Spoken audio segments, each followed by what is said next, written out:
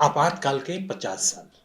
जी हाँ, हम लोग चर्चा करेंगे कि आपातकाल देश में कब लागू हुआ, कैसे लागू हुआ, उसकी पृष्ठभूमि क्या थी।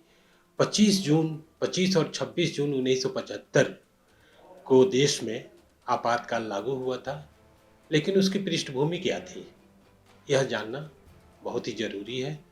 और प्रभात खबर के इस मंच से हम लोग 1 जून 1975 से लेके 25-26 जून तक जो गतिविधियां चली, वो अखबारों में जो प्रकाशित हुई खबरें, उसके आधार पर हम लोग हर दिन आपके लिए एक कहानी लेकर आएंगे, एक एपिसोड लेकर आएंगे और वो बताएंगे कि उस समय देश के हालात कैसे थे, राजनीतिक गतिविधियां क्या थीं और जो कांग्रेस की ओर से प्रधानमंत्री थी श्रीमती इंदिरा गांधी, उनका रवैया क्या था। तो मैं हूं अजय कुमार और आप देख रहे हैं प्रभात खबर का यह खास कार्यक्रम आपातकाल के 50 साल। इसके पहले एपिसोड में आपका स्वागत है। तो सबसे पहले हम लोग जानने की कोशिश करते हैं कि उस समय जब आपातकाल लगा, उसके पहले की पृष्ठभूमि, राजनीतिक पृष्ठभूमि देश में कैसी थी। हम लोग जानते हैं कि 1967 में संवित सरकार कई राज्यों में बनी, बिहार भी उसमें से एक था। 7 राज्यों में सरकार बन गई थी। इंदिरा गांधी का कांग्रेस में और सरकार में काफ़ी पकड़ मजबूत होती जा रही थी। 1969 में जो कांग्रेस के पुराने लोग थे, मोरारजी देसाई, कामराज और ऐसे तमाम लोग, उनकी स्वेच्छाचारिता और पार्टी पर उनकी पकड़ को लेकर जिस हिसाब से व्यक्तिवाद बढ़ता जा रहा था, उससे पुराना नेतृत्व, जिनका आज़ादी की लड़ाई में जिनका रोल था, जिनकी भूमिका थी कांग्रेस के साथ, वो इंदिरा गांधी की इस कार्यशैली से काफ़ी नाराज़ थे और कांग्रेस का 1969 में विभाजन हो जाता है। कांग्रेस आर बनती है और पुराने लोग कांग्रेस ऑर्गेनाइजेशन, कांग्रेस ओ बनाते हैं। इसके बाद 1971 का चुनाव होता है और उसमें इंदिरा गांधी काफ़ी ठीक ठाक बहुमत से, लोकसभा की 350 से ज़्यादा सीटें लेकर वो आती हैं। लेकिन उसी समय देश में महंगाई, बेरोजगारी को लेकर आंदोलन शुरू होता है और ख़ास तौर से गुजरात उसका केंद्र रहता है और नवनिर्माण आंदोलन वहाँ से शुरू होता है। छात्रों का खास तौर से यह आंदोलन था और कैंपस से आंदोलन शुरू होता है और तत्कालीन चिमन भाई पटेल की सरकार को इस्तीफा देना पड़ता है और गुजरात में मध्यावधि चुनाव होता है। बांग्लादेश का चुनाव श्रीमती इंदिरा गांधी जीत चुकी थी, पाकिस्तान के 2 टुकड़े हो चुके थे, तो वो उनकी स्थिति काफ़ी मजबूत हो गई थी।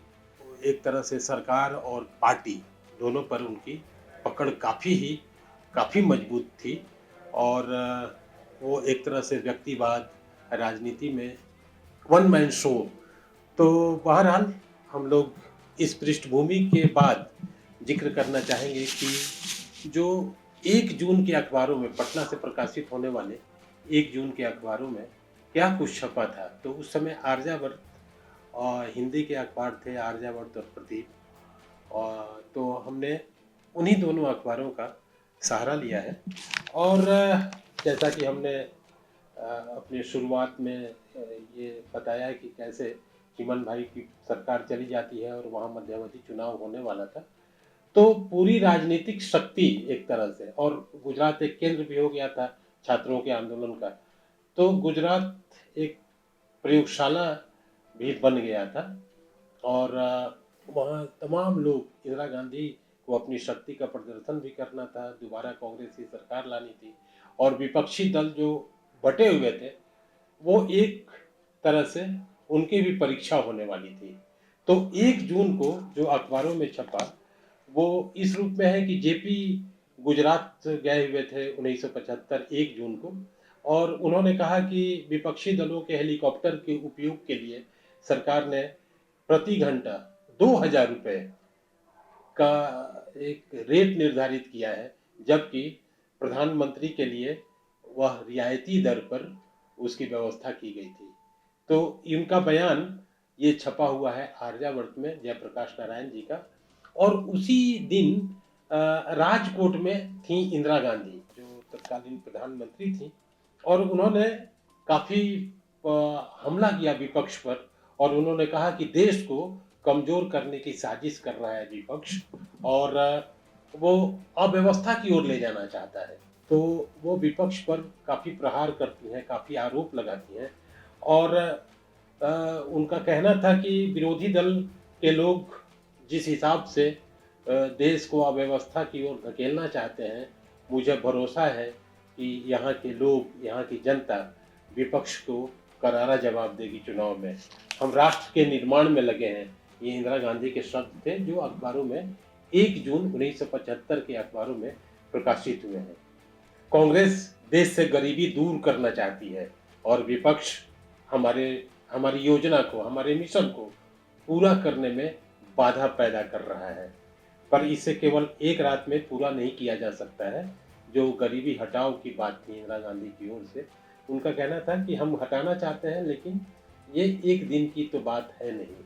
गुजरात में उस समय करीब 11 दिन की उनकी सभाएं और रैलियां हुई इंदिरा गांधी की, और उस समय मोरारजी देसाई के नेतृत्व में संगठित मोर्चा बना था, और वो चुनाव में लड़ रहे थे लोग। भूज में मोरारजी देसाई थे, उन्होंने कहा कि जनता मोर्चा ही गुजरात में स्थायी सरकार देगी, और इसके बाद जो चुनाव होता है उसमें विघटित विधानसभा में 168 स्थानों पे जो चुनाव हुए उसमें 140 सीटों पर कांग्रेस ने, चिमन भाई पटेल जो मुख्यमंत्री थे, उसमें 140 सीटें जीती थी।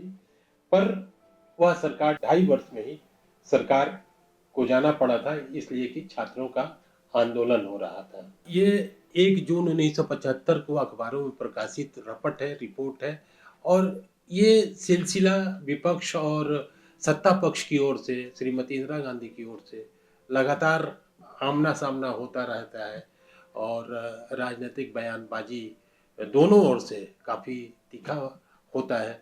और इसके पहले 1974 में पटना में जयप्रकाश नारायण जी ने संपूर्ण क्रांति का उद्घोष किया था।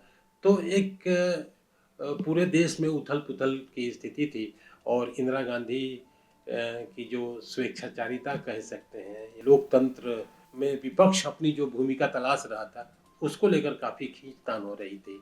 ये पहले दिन की 1 जून की कहानी है, और हम फिर आपको 2 जून के अखबारों में क्या छपा 1975 को हम आपको बताएंगे।